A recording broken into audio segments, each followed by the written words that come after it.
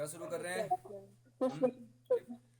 Microphone सभी अपना use कर रखिए। अभी अगर आपने माइक्रोफोन अगर अपना ऑन नहीं किया ना बेटा, मैं कैमरा ऑन करवा दूंगा फिर सबसे। ये भी याद रखना। अगर आपके माइक्रोफोन ऑन नहीं हुए तो यकीन मानो मैं आपके कैमरा ऑन करवा दूंगा अभी पूरी क्लास में। ठीक है, तो अभी हम लोग क्या शुरू कर रहे हैं भाई? बेटा क्या शुरू कर रहे हैं? डिफ्रैक्शन। डिफ्रैक्शन। इंटरफेरेंस हो गया? डिफ्रैक्शन। इंटरफेरेंस हो गया? हाँ, इंटरफेरेंस हो गया ना? Yes sir. इंटरफेरेंस आ गया आप लोगों को? यस। ठीक है, तो अब डिफ्रैक्शन शुरू करते हैं। डिफ्रैक्शन को आगे लेके चलते हैं। तो diffraction is also a basic property of wave. अगर एनर्जी वेव के फॉर्म में चल रहा है तो वहां पे डिफ्रैक्शन होगा ही होगा। ठीक है, ठीक है, यस सर। ठीक है, रिप्लाई कीजिए बेटा। ठीक है, तो what is diffraction, what is interference? Interference is the redistribution of energy basically. एक लाइन में कहें, व्हाट इज डिफ्रैक्शन?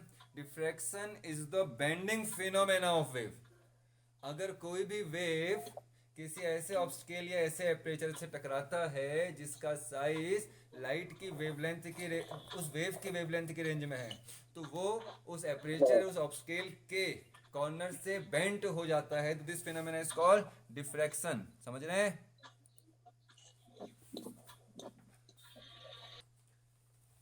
तो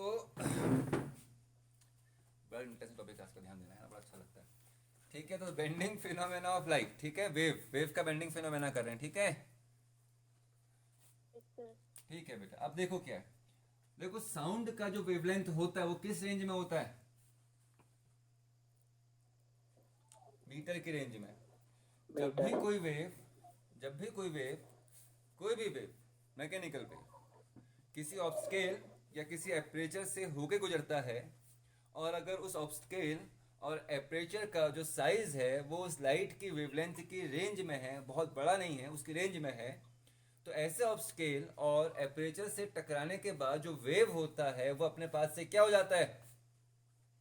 बेंट हो जाता है। ठीक है, तो this phenomena is called diffraction. Diffraction. ठीक है, अच्छा इमेजिन करते हैं आप घर कमरे के अंदर बैठ के कुछ बातें कर रहे हैं। ठीक, मान लीजिए कि आपका कमरे की खिड़की है, आप घर के अंदर बैठ के बात कर रहे हैं, कोई आदमी यहाँ पर खड़ा है, वो आपकी बातें सुन ले रहा है। हाँ ना? Yes sir. यस हाँ, सर। सुन ले रहा है। तो तुमने कहा कि ठीक है भाई, उसने बातें सुन ली तो अच्छी बात है। अब हुआ क्यों, क्या हो रहा है? देखिए भाई, आप यहाँ पर से गाना गा रहे हैं, मान लीजिए सोर्स है। तो ये सोर्स और खिड़की का साइज होता है बेसिकली विड्थ, और जो उसकी लेंथ है जो भी है बेसिकली मीटर की रेंज में होता है, बहुत बड़ा तो होता नहीं है। ठीक है, तो इस सोर्स से जब यस लाइट सर। चला है, देखिए भाई वेव चल रहा है, तो वेव अगर चल रहा है तो बिल्कुल स्ट्रेट चलता है ना ऐसे। तो यहाँ पर कोई आदमी होता तो उसको सुनाई देना चाहिए था, इस तक तो वेव ही नहीं पहुंची है। तो हुआ क्या, तो इस एपरेचर का जो यहाँ पर साइज, विंडो का साइज है, it is in the range of metre, और इस वेव का जो वेवलेंथ है वो भी किस रेंज में है? मीटर की रेंज में है। तो इससे टकराने के बाद इसके कोने से साउंड क्या हो जाता है बेटा? क्या हो जाता है? मुड़ जाता है ना? तो this phenomena is called diffraction. ये तो हमने वेव में सीखा, ये तो हमने वेव में पढ़ा। सेम डिफ्रैक्शन लाइट में भी होता है, लेकिन अंतर क्या है कि लाइट का जो वेवलेंथ है वो किस रेंज में होता है? बहुत छोटा एंगस्ट्रॉम, है ना?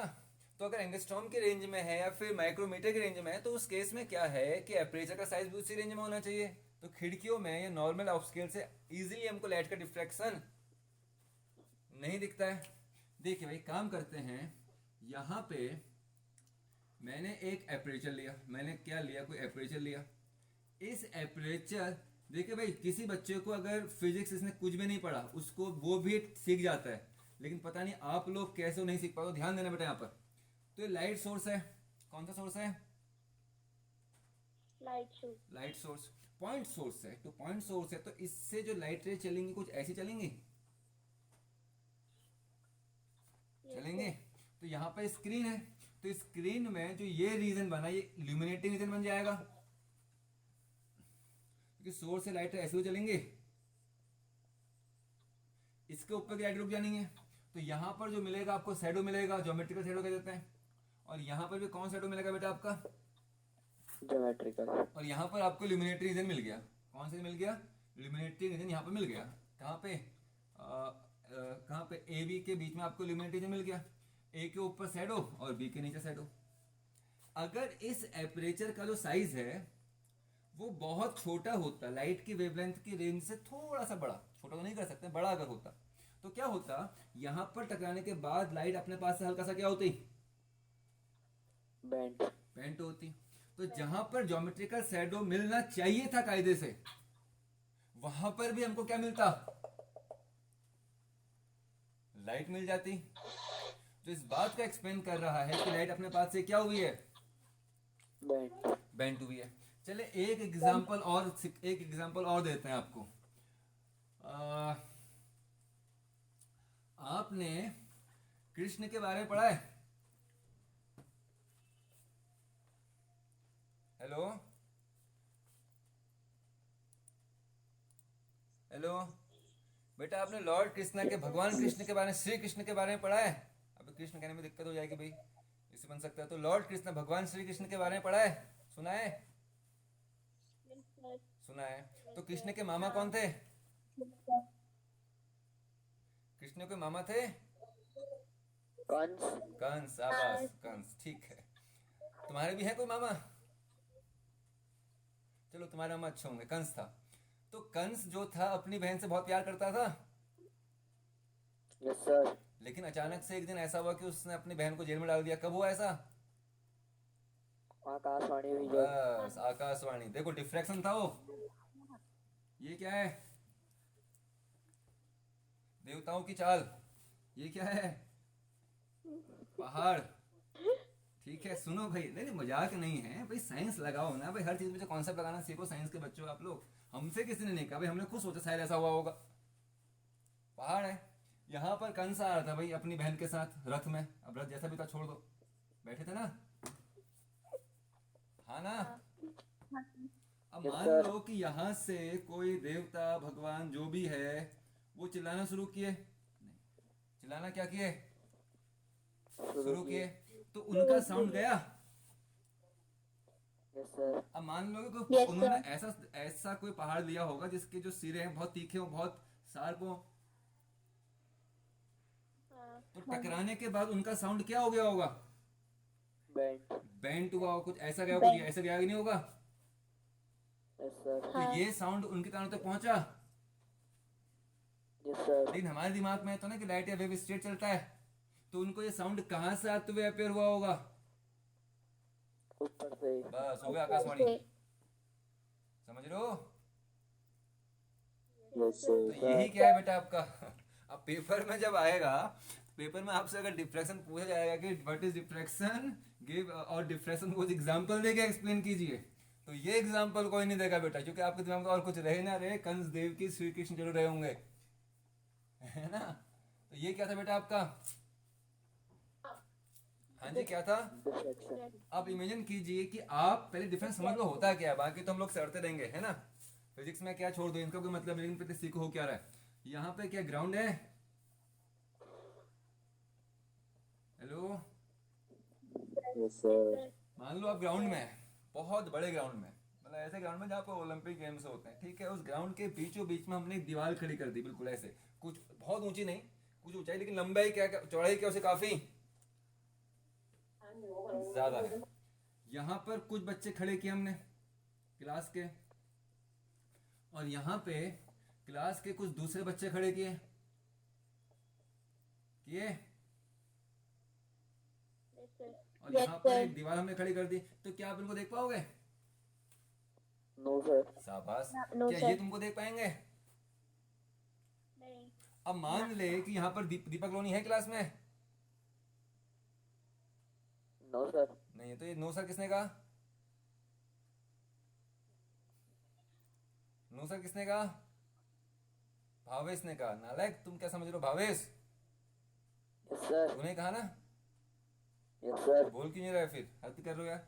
तो मान लो कि भावेश तेरा बेस्ट फ्रेंड कौन है बेटा? आपका बेस्ट फ्रेंड कौन है क्लास में? आदिल। आदिल। आदिल है? No sir. आदिल के अलावा दूसरा कौन है? अखिल। अखिल है। Yes sir. अखिल ये है, अखिल ये रहा मान ले, और ये अपना भावेश रहा। तो भावेश तूने गाना गाना शुरू किया मान ले, या अखिल को आवाज लगाई, यस सर। तो अखिल तेरी आवाज सुन पाएगा? Yes sir. कैसे? सुनना तो नहीं चाहिए बेटा, आपका साउंड से चले जाना चाहिए था। सर बेंड हो जाएगा। बस क्या हो गया, अब बेंड हो गया ना, तो साउंड इजीली बेंड कर जा रहा है, यस सर। क्योंकि जो इस बॉल की विड्थ होगी it is in the range of wavelength of Meter. Sound. Yes और नो? Yes sir. तो साउंड डिफेक्ट हो गया। Yes sir. लेकिन अगर भावेश गाना गा रहा है तो अखिल तो ये कहेगा ना कि भावेश आसमान में पहुंच के गाना गा रहा है, हाँ तो इसको आवाज ऊपर से आते हुए सीम होगी, तो डिफ्रैक्शन हुआ। Yes sir. आप सर। क्या आप ये दोनों एक दूसरे को देख पाएंगे? नो देख क्यों नहीं पा रहे भाई? जैसे साउंड वेव चल रहा है वैसे इसमें लाइट वेव भी चल रही होंगी, सर। लेकिन लाइट वेव डिफ्रैक्ट हुई नो सर। क्यों? नहीं क्यों? क्योंकि सर वो वेवलेंथ की इसका जो साइज है, इसका जो साइज है वो लाइट की वेवलेंथ से काफी ज्यादा बड़ा है। बड़ा है। अच्छा इमेजिन कीजिए कि यहाँ पर जो एपरेचर होता, इसका साइज हम लोग इसकी जो ऊपर की जो एज है उसको बहुत शार्प कर देते। क्या कर देते? बहुत ज्यादा शार्प। शार्प कर देते, बहुत शार्प कर देते, तो लाइट यहाँ से, और सफिशिएंट इंटेंसिटी का लाइट आपकी बॉडी से आ रहा होता, तो वो लाइट जो है वो यहाँ पर टकरा के वो भी क्या हो जाता? बेंड।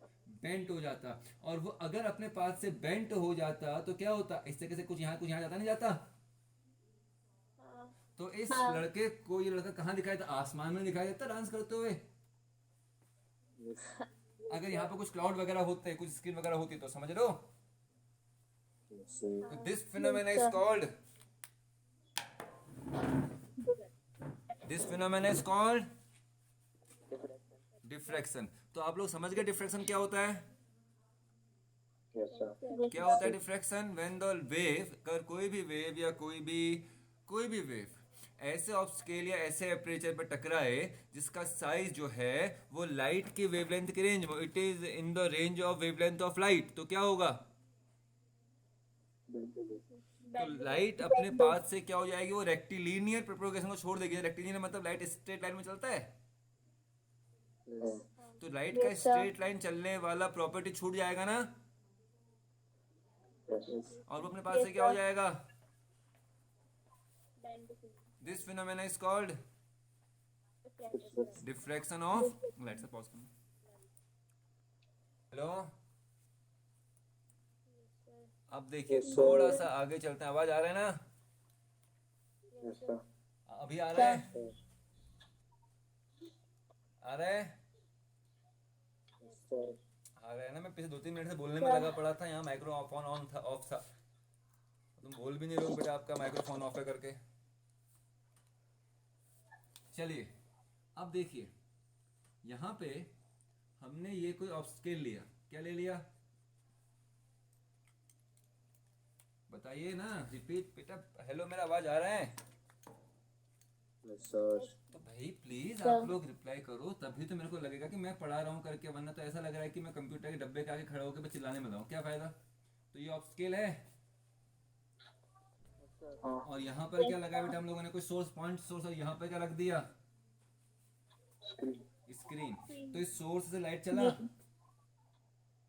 Yes sir. तो लाइट कुछ इस तरीके से चलेगा, यस सर। हाँ और जब लाइट इस तरीके से चलेगा तो लाइट सीधे जाएगा। तो इस पॉइंट के नीचे क्या मिलेगा? बताइए। ये ए और ये बी है, तो बी के ऊपर एक इल्यूमिनेटिंग रीजन मिलेगा। बेटा हाँ ना, रिप्लाई कीजिए। ठीक है। और ए के नीचे भी इल्यूमिनेटिंग रीजन मिलेगा, यस सर। और ए बी में Yes, sir. शैडो मिलेगा। ए बी में शैडो मिलेगा, यस सर मिलेगा। तो यहाँ पर रेक्टिलिनियर प्रोपगेशन हुआ है। Yes sir. हाँ, यस सर। रिफ्रैक्शन नहीं हुआ ना, हम रेक्टिलिनियर प्रोपगेशन की बात कर रहे हैं। अगला केस काम करते हैं। यहाँ पे हम लोग कोई एपरेचर लेते हैं, ले लिया। Yes, sir. तो इस एपरेचर कुछ विड्थ है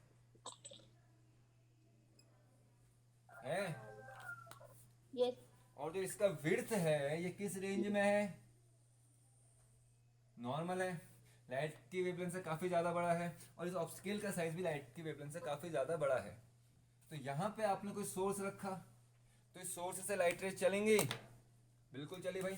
इस पॉइंट सोर्स से लाइट रेज चली तो लाइट को इस पाथ में चली, Sir. चली ना?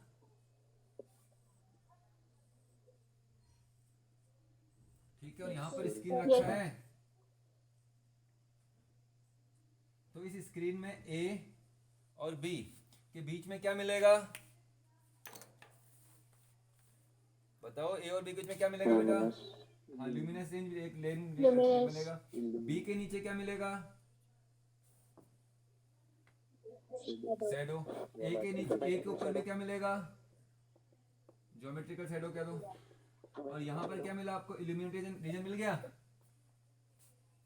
Yes, sir. तो भाई यहाँ पे कोई भी डिफ्रेक्शन हुआ है? नहीं हुआ है ना, लाइट स्ट्रेट लाइन पास में चलती है, बचपन से पढ़ते हुए आ रहे हो, वो फिनोमेना एप्लीकेबल हो रहा है। ठीक है, हाँ. एक फॉर्मूला जब हम डिफ्रेक्शन पढ़ेंगे आगे तो एक फॉर्मूला ड्राइव करेंगे, लेकिन मैं हमेशा से वो फॉर्मूला पहले ही बता देता हूँ। This is called Fresnel distance ZF, और ये होता है a स्क्वायर अपॉन लैम्डा। याद रखना, ZF इक्वल टू कितना है भाई फॉर्मूला? अब ये कहाँ से आया, छोड़ो उसको, हम ड्राइव करेंगे इस फॉर्मूले को, लेकिन इस फॉर्मूले को याद रखिए। व्हाट इज दिस बेटे? फ्रेनल डिस्टेंस है, फ्रेनल लेंथ है, ये वो लेंथ है जिस लेंथ तक लाइट स्ट्रेट लाइन पाथ या रेक्टिलिनियर प्रोपगेशन को फॉलो करेगा, और जिसके बाद वो वेव ऑप्टिक्स यानी कि डिफ्रैक्शन के फिनोमेना को फॉलो करना शुरू कर देगा। ए जो है, this is the size of this obstacle या दिस एपरेचर। ए इस ऑब्स्केल एपरेचर साइज है, और लैम्डा जो है वो वेवलेंथ है जो वेव चल रहा है। ठीक है, Yes, sir. ठीक Yes. है।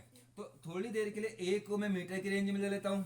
मैंने कहा भाई इस ऑब्स्केल या फिर इस एपरेचर का साइज है वो 1 मीटर हो गया। ठीक है, Yes, sir. वॉयलेट कलर की हम लोग लाइट ले लेते हैं, तो वॉयलेट कलर की लाइट का वेवलेंथ होता है 4000 एंगस्ट्रॉम, मतलब -10 मीटर। 3 जीरो गायब हो गए तो 7 बचा, ऊपर -7 ऊपर लेके +7 हो गया, तो 10⁻7/4 या 10/4 इंटू 10⁻6 काटोगे तो 5/2 2.5 या 2.5 इंटू 10⁻6 मीटर। 3 जीरो यहाँ भेज दो, 2500 इंटू 10⁻3 मीटर या 2500 किलोमीटर, 2500 किलोमीटर। ठीक है, Yes. तो इस ऑब्स्केल से अगर लाइट चल रहा है, लाइट चल रही है, तो इस ऑब्स्केल से या उस एपरेचर से टकराने के बाद 2500 किलोमीटर तक लाइट क्या चलेगा?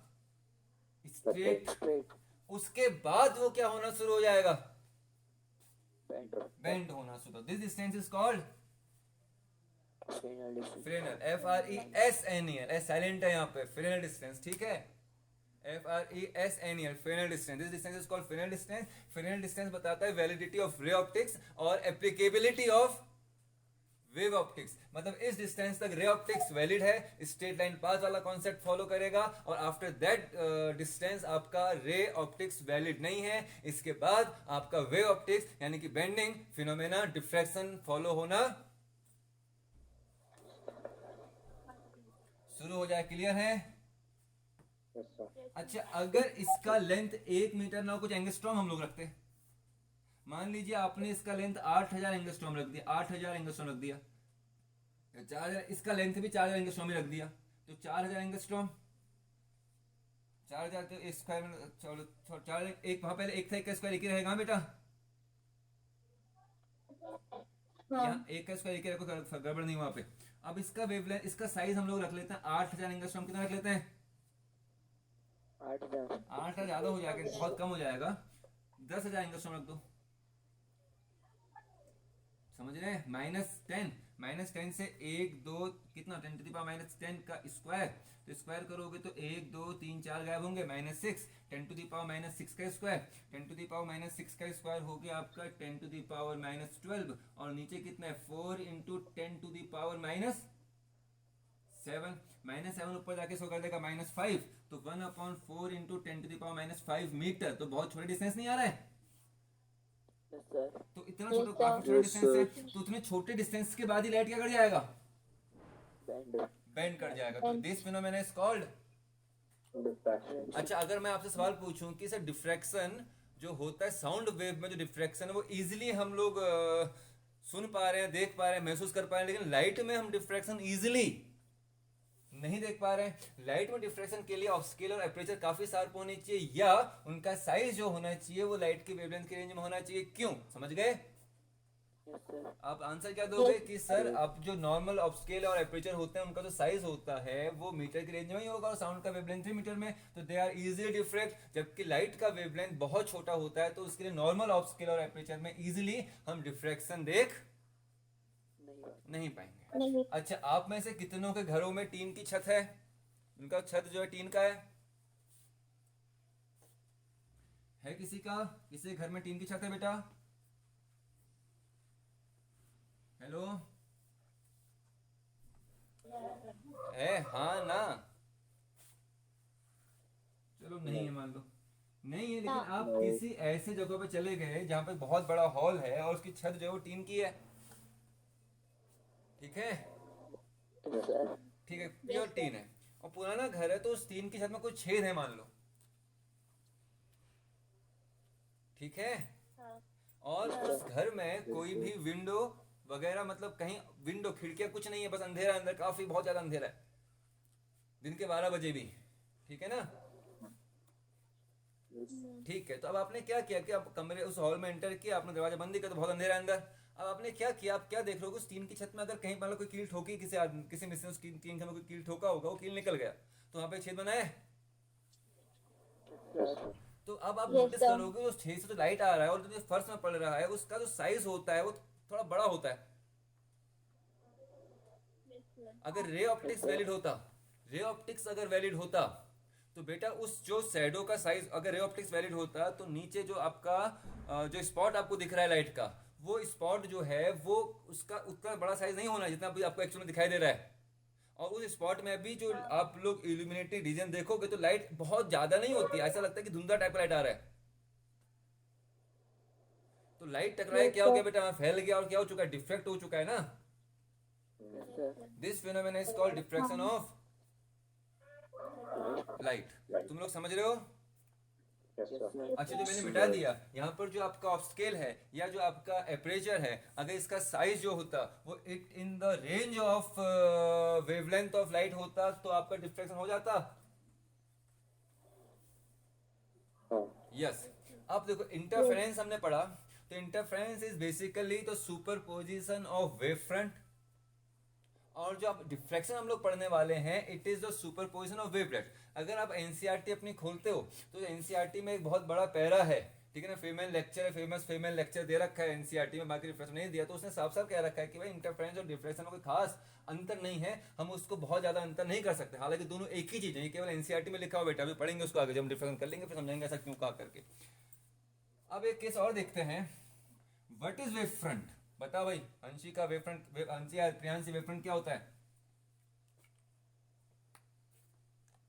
It is the plane in which all the particles of the medium are vibrating in a Yes, एक ऐसा imaginary plane in which every particle of the medium vibrating in same phase. and every particle situated in the wavefront acts as a new fresh source of wave. Yes, sir. और उससे जो wave आई उसको हम लोग क्या कहते हैं? क्या कहते हैं? वेवलेट। शाबाश, सेकेंडरी वेवलेट। देखो आपको इंटरेस्ट आ रहा है पढ़ने में? Yes, sir. बेटा बड़ा बढ़िया Yes, चैप्टर है, sir. अगर बोर करके पढ़ोगे तो भाई पछताओगे। बड़ा अच्छा टॉपिक है, फिजिक्स में सारे टॉपिक ही इंटरेस्टिंग होते हैं, बस थोड़ा सा दिक्कत ये है कि आप लोग उसको बोर कर देते हो, है ना। चलिए बात करते हैं। तो मान लीजिए कि कोई वेव फ्रंट है, कोई प्लेन वेव फ्रंट है, क्या है? Plane wave front. तो इस प्लेन वेव फ्रंट में कितने पार्टिकल्स होंगे?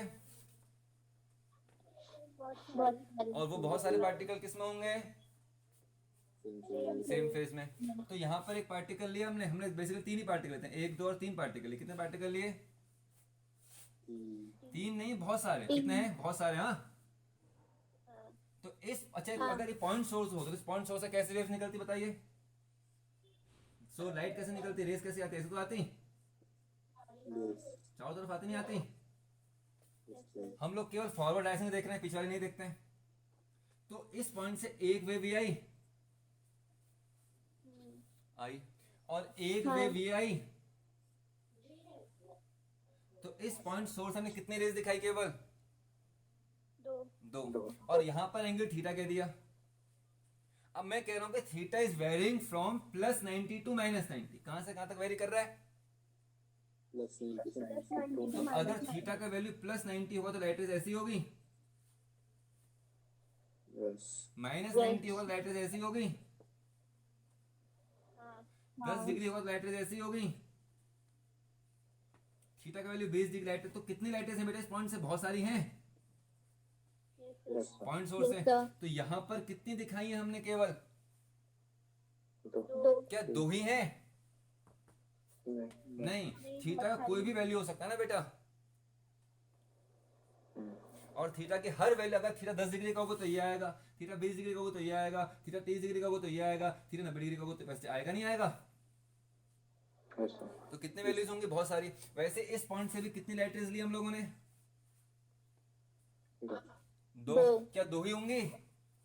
नहीं. कितनी होंगी? Hmm. बहुत सारी होंगी। ये समझ गए? ठीक है, चलिए इसको अभी आगे करेंगे। अब डिफ्रैक्शन आप लोग समझ गए। देखो अब हम लोग जो डिफ्रैक्शन है उसको हमने दो कैटेगरीज में डिवाइड कर दिया। कितने कैटेगरीज में डिवाइड किया? दो. दो। तो एक कैटेगरी हम लोगों ने कह दी फ्रेनल डिफ्रैक्शन और एक हमने कह दिया फ्रॉनहोफर डिफ्रैक्शन। ठीक है, Yes, sir. नोट करते रहे, किताब में नहीं मिलेगा बेटा। पहला डिफ्रैक्शन कौन सा हो गया? Fresnel diffraction. और दूसरा कौन सा डिफ्रैक्शन हो गया? फ्रेनल FRESNEL और फ्रॉनहोफर FRAUNHOFER। फ्रॉनहोफर और फ्रेनल। अच्छा, अगर किसी ऑब्स्टेकल या एपरेचर में जो वेव फ्रंट पढ़ रहे हैं वो कर्व्ड पढ़ रहे हैं, कौन से वेव फ्रंट पढ़े? Come. और उससे निकलने वाले वेव फ्रंट भी कैसे हो? तो इस केस में अगर डिफ्रैक्शन हो रहा होगा तो उस डिफ्रैक्शन हम लोग कौन सा डिफ्रैक्शन कहेंगे? Fresnel diffraction. कौन सा डिफ्रैक्शन कहेंगे? ठीक हो गया। अच्छा, अगला केस क्या है कि अगर आप लोगों ने इस तरीके से एक एपरेचर लिया, इसमें पड़ने वाले वेव फ्रंट कैसे हो? प्लेन। और निकलने वाले वेव फ्रंट भी कैसे हो? तो such type of diffraction is called Fraunhofer. Fraunhofer diffraction. हमारे कोर्स में केवल फ्रॉनहोफर डिफ्रैक्शन ही है, फ्रेनल डिफ्रैक्शन नहीं है। तो डिफ्रैक्शन कितने टाइप के हो गए भाई बताइए? कौन कौन से?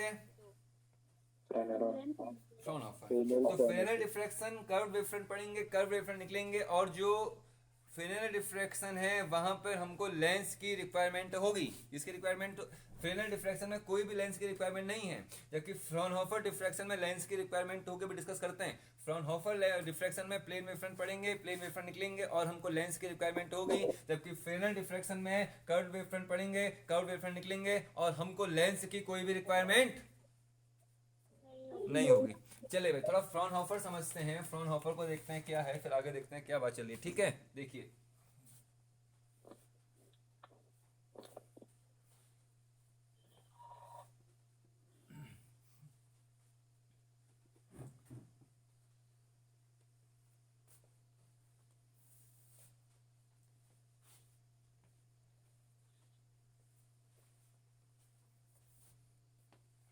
ठीक है। अब देखिए भाई क्या है, सुनिए, ये क्या है? कोई स्लिट है, क्या है भाई? कोई इसका जो विड्थ है वो लाइट की वेवलेंथ के लाइट की वेवलेंथ से थोड़ा सा बड़ा है, लाइट की वेवलेंथ से काफी बड़ा नहीं है। ठीक है, अब देखिए यहां पर कौन सा सोर्स रखा आपने? Point source. तो पॉइंट सोर्स से कैसे वेव फ्रंट आएंगे? स्फेरिकल। हमको कौन से वेव फ्रंट एग्जैक्ट करने हैं इसके ऊपर? प्लेन, हम Curve. फ्रॉनहोफर की बात कर रहे हैं ना बेटा। फ्रॉनहोफर का तो ये सोर्स तो कर्व वेवफ्रंट देगा। हाँ हमको कौन से वेवफ्रंट चाहिए? Plane plane. तो उसके लिए हमको यहाँ पर क्या रखना पड़ेगा बेटा? एक लेंस। लेंस रखा, और जो सोर्स है वो सोर्स कहाँ रखा है इसके? फोकस पर। तो इससे जो लाइट रे चलेंगी, लाइट रे चलेंगी या जो वेव फ्रंट चलेंगे वो कैसे होंगे भाई? कर्व्ड। लेकिन टकराने के बाद कैसे हो जाएंगे? प्लेन हो जाएंगे। प्लेन तो टकराने के बाद जो आपके वेव फ्रंट हो जाएंगे वो कैसे हो जाएंगे बेटा आपके? प्लेन प्लेन हो जाएंगे। समझ रहे हैं? Yes sir. तो ये प्लेन वेव फ्रंट है। Yes sir. तो टकराने वाले वेव फ्रंट प्लेन हो गए। यस। लेकिन किसकी रिक्वायरमेंट रही? लेंस। तो कौन सा हो गया? फ्रॉनहोफर। तो फ्रॉनहोफर डिफ्रैक्शन के लिए लेंसेज आर कंपल्सरी। लेंसेज क्या होंगे उसके लिए? रिक्वायर्ड होंगे। ठीक हो गया? हाँ अब यहां से निकलने वाले वेव फ्रंट, अच्छा ये एक पॉइंट हो गया ना, एक पॉइंट था ना, हमने 3 ही पॉइंट लिया। ऐसे 3 ही पॉइंट होंगे क्या? दो। कितने पॉइंट्स होंगे? बहुत सारे तो ये वेव फ्रंट पूरा आया ऐसे। हाँ तो इसका केवल इतना ही पोर्शन बाहर निकल पाएगा। Yes sir. इतना ही निकल पाएगा ना, बाकी तो रुक जाना है ना। यस। तो केवल इतना ही वेव फ्रंट आया। Yes sir. तो इस वेव फ्रंट में कितने पॉइंट्स हो गए? 3 बहुत सारे। हम कितने दिखाएंगे? 3 3। तो इस पॉइंट सोर्स से कितनी लाइट रेस चलेंगी? बहुत सारी। बहुत सारी। हम कितनी दिखाए केवल? दो। क्या हम 2 ही दिखाए? क्या हम 2 ही दिखाए? बताओ तो। हाँ दिखाए 2, लेकिन एक्चुअल में थीटा का value theta is varying from +92। तो कितनी वैल्यूज, कितनी रेज है एक्चुअल में? वो बहुत सारी है। लेकिन हमने अगर थीटा को 10 डिग्री कहेंगे तो ये आ जाएगा, 20 डिग्री कहेंगे तो ये आ जाएगा, 30 कहेंगे तो ये आएगा, 40 कहेंगे तो ये आएगा, 90। समझ रहे हैं बात को? -10 कहेंगे तो ये आएगा, -20 कहेंगे तो ये आएगा। तो इस पॉइंट से बहुत सारी लाइटें नहीं आ रही है ऐसी। अब हमको जिस डायरेक्शन में रिक्वायर्ड हम उसी एंगल को लेंगे ना। सर। दिखा 2 रखे हैं, Yes, लेकिन sir. एक्चुअल में 2 हैं। दिखा 2 रखे हैं, लेकिन एक्चुअल में 2 है कितने एक्चुअल में? बहुत सारी। तो वो एक पॉइंट से आए। Yes sir. ये क्या है? एक वेव फ्रंट है। हाँ। तो वेव फ्रंट का हर एक पार्टिकल किसी तरह वेव करेगा। तो ये सोर्स है, पॉइंट सोर्स। Yes sir. तो इस पॉइंट सोर्स से लाइटें निकली। Yes sir. तो वैसे इस पॉइंट सोर्स से भी लाइटें निकलेंगी। Yes sir. तो एक निकली है और एक निकली है। समझ रहे हैं बात को? ये थीटा एंगल में कहा है, तो ये भी कितने एंगल में क्या रखा बेटा हम लोगों ने? थीटा। 2 दिखा रखी हैं। तो 2 लाइटें आपस में पैरेलल हो गई। Yes sir. जो रेड से दिखा रखे हैं, और जो ब्लू वाले हैं वो भी पैरेलल हो गए। Yes sir. अब तीसरा ये केस है, ये भी किस तरह वेव करेगा? सोर्स की तरह। Yes sir. तो इससे भी लाइटें निकलेंगी। Yes, एक तो ये निकली, और एक कुछ इस तरीके से निकली। निकली। हाँ सर। एंगल कितना हो गया? थीटा। तो 2 ग्रुप्स बन रहे हैं, देखिए, एक ब्लू वाला और एक रेड वाला। Yes sir. दिख रहा है? yes, yes sir. एक ब्लू वाला और रेड वाला। तो ब्लू वाले आपस में पैरेलल हैं, यस सर। रेड वाले आपस में पैरेलल हैं। हाँ अब आपने यहाँ पर फिर से क्या लगा दिया? एक लेंस। लेंस लगा दिया। लेंस लगाने के बाद जो रेड वाली लाइट रेज है, वो रेड वाली लाइट रेज क्या होंगे? पैरेलल हैं। Yes sir. कहाँ फोकस होंगे? प्रिंसिपल। प्रिंसिपल पॉइंट में फोकस हो गई। Yes sir. हो गई। Yes sir. और जो रेड वाली थी वो कहाँ फोकस होंगी? ऊपर फोकस होंगे, प्रिंसिपल प्लेन में। Yes sir. yes, sir. समझ रहे हो? Yes, sir. तो ये डिफ्रैक्शन हो गया। Yes. तो लेंसेज रिक्वायर्ड है। Yes sir. Yes. यस। अब एक काम और करते हैं। अब मान लीजिए कि इस ऑब्स्टेकल का जो साइज है इस ऑप्स्केल का जो साइज है it is very large compare to the wavelength. क्या है, वेवलेंथ से काफी बड़ा है। बड़ा है। तो अगर इसमें पैरेलल बीम आता, पैरेलल बीम आता तो पैरेलल बीम ऐसे निकलता, हाँ ना, Yes, sir. समझ रहे हो। तो यहां कहीं पर अगर स्क्रीन होता तो इस स्क्रीन के यहां पर लाइट मिलती है आपको, ना। नहीं मिलती। इसके नीचे लाइट मिलती, नहीं। यहां पर क्या मिलता, क्या लेते हैं तो मिलता हाँ। कब, जब इसका साइज बहुत बड़ा होता है वेवलेंथ से। अच्छा अगर इसके यहां पर मतलब ये स्क्रीन मान लो इस लेंस के फोकस पर रखा है, ये स्क्रीन इस लेंस के फोकस में रखा है, तो लेंस इस लाइट रे को क्या कर देता, एक पॉइंट पर फोकस कर देता।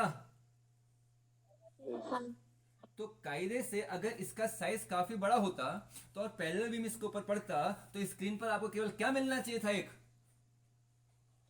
पॉइंट। एक्चुअल पॉइंट इस पर मिलना चाहिए था। अब इसी फिनोमेना को हमने यहां सोचा, लेकिन इसमें और इसमें अंतर क्या है कि इसका जो साइज है it is comparable to the wavelength of light, बहुत बड़ा नहीं है। तो इस केस में जब लाइट पड़ ली हम तो वही उम्मीद लगाए बैठे हैं कि सर पैरेलल बीम गया, पैरेलल बीम जाएगा तो आपको स्क्रीन में केवल एक ही स्पॉट दिखाई देगा, ओ। हाँ। लेकिन अगर इसका साइज काफी छोटा है तो ओ के ऊपर और ओ के नीचे जहां पे कायदे से ज्योमेट्रिकल शैडोज आने चाहिए थे वहां पर भी आपको ब्राइट फ्रिंजेस के स्पॉट्स मिल रहे हैं, जो इस बात को इंडिकेट कर रहा है कि इसे टकराने के बाद लाइट अपने पास से मुड़ी है। अब एक प्लस थीटा लिया, वैसे इस पॉइंट से माइनस थीटा लोगे तो क्या होगा बताओ, एक लाइट ऐसे आएगी, एक लाइट माइनस थीटा ऐसे, एक ऐसे, वो तीनों कहां मिलेंगे, यहां कहीं पर नहीं मिलते हैं। तो आपको ओ के ऊपर ओ के नीचे मिल रहा है लाइट। अगर लाइट अपने पास से डिफ्रेक्ट नहीं होता, लाइट रेक्टिलिनियर पाथ में चलता, स्ट्रेट पाथ में चलता, तो आपको कायदे से केवल क्या मिलना चाहिए था, एक पॉइंट स्पॉट। लेकिन उस पॉइंट स्पॉट के अलावा भी कुछ चीजें मिल रही हैं। पॉइंट स्पॉट के ऊपर ब्राइट या डार्क ब्राइट फ्रिंजेस मिल रहा है, हाँ, पॉइंट स्पॉट के नीचे ब्राइट फ्रिंजेस मिल रही हैं। तो जो इस बात को इंडिकेट कर रहे हैं कि इस एपरेचर इस ऑब्स्क्यूर से टकराने के बाद लाइट अपने पाथ से क्या हुआ है, बेंट हुआ है। ओ पर बनने वाली ब्राइट फ्रिंजों को हम लोग कहेंगे सेंट्रल ब्राइट, याद रखना। ओ पर बनने वाली फ्रिंजों को हम लोग क्या कहेंगे, सेंट्रल ब्राइट। ओ के जो ऊपर फ्रिंजेस मिलेंगी और ओ के जो नीचे फ्रिंजेस मिलेंगे उन फ्रिंजेस को हम लोग कहेंगे सेकेंडरी फ्रिंजेस। प्राइमरी फ्रिंज नहीं है, सेंट्रल फ्रिंज और सेकेंडरी फ्रिंज, ठीक हो गया। ओ पर जो फ्रिंज मिलेगी उसको हम लोग कौन सी फ्रिंज कहेंगे, ओ पर जो फ्रिंज मिलेगी उसको हम लोग कौन सी फ्रिंज कहेंगे, बेटा जल्दी बताओ। Central bright. ओ के जो ऊपर फ्रिंज मिलेगी और ओ के जो नीचे फ्रिंजेस मिल रही है उनको हम लोग कौन से फ्रिंजेस कह रहे हैं, सेकेंडरी फ्रिंज। ओ के जो ऊपर ब्राइट फ्रिंजेस हमको मिलेंगी उनको हम लोग कहेंगे सेकेंडरी ब्राइट, और ओ के जो ऊपर डार्क मिलेंगी उनको हम लोग कहेंगे सेकेंडरी डार्क। तीन लोग हो गए, सेंट्रल फ्रिंज, सेकेंडरी डार्क और सेकेंडरी ब्राइट। तो ऊपर जो फ्रिंज मिलेगी उसको हम लोग कौन सी फ्रिंज कहेंगे, सेंट्रल ब्राइट। ओ के ऊपर जो ब्राइट मिलेगी उसको हम लोग कौन सी ब्राइट कह देंगे, और ओ के जो नीचे ब्राइट मिलेंगी उसको हम लोग क्या कहेंगे, सेकेंडरी ब्राइट। और यहाँ जो डार्क मिलेंगे उसको हम लोग क्या कहेंगे, सेकेंडरी डार्क। तो इसके बाद हम लोग करेंगे एक्सप्लेनेशन ऑफ सेंट्रल ब्राइट और सेकेंडरी ब्राइट और सेकेंडरी डार्क फ्रिंजेस। इतना आ गया, समझ गए ना। अब बाकी हम लोग करेंगे मंडे को, ऑफ कर दो।